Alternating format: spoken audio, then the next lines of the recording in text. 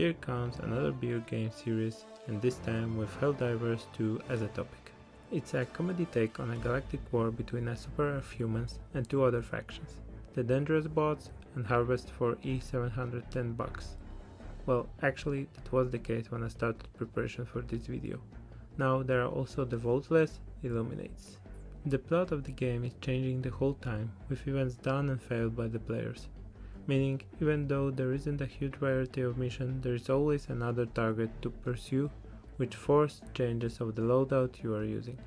There are dozens of guns, sidearms and grenades to choose from, each linked to a specific type of gameplay. There are also more specialized ones, which are located in stratagems like flamethrowers or railguns. And yeah, stratagems, the main fun part of the game. It is basically a freedom delivered from every player's super destroyer, which can consist of eagle bombing grounds, sentry towers, or simple orbital bombardment.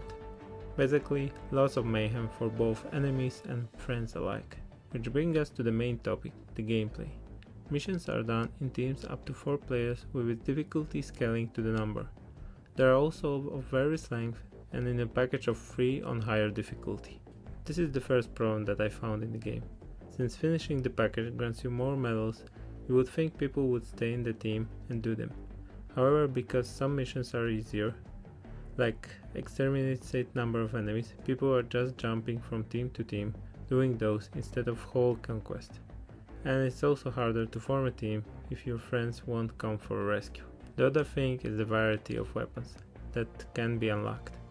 You would think it's a good point, well, actually it's not.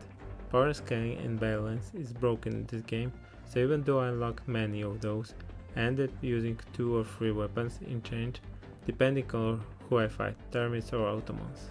Moreover, since the game is a live service one, there are many things that can be unlocked with game currency, that gets added the whole time.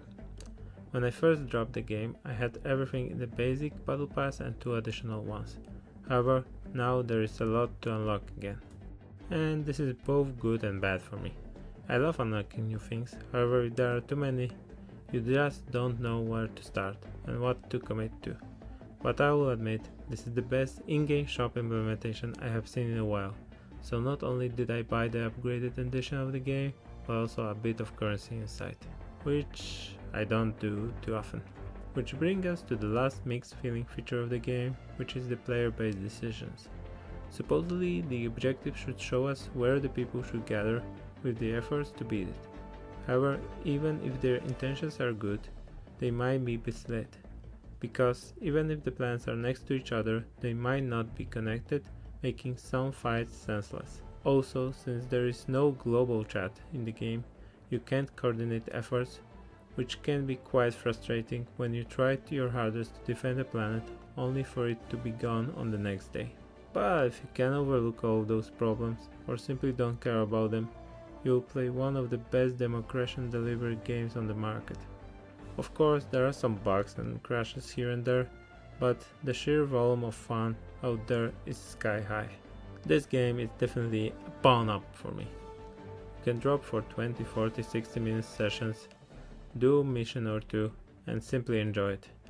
Destroying enemy bases and objective is fun, unless we talk about you, Stalker there. Dropping orbital barrage is fun, shooting out limbs or weak spot of enemies is fun, getting back and squishing the enemies with your pod is also fun. Because of that, I really hope this game is going to keep on expanding, and I will see you all in Malevolent Creek, fellow Helldivers.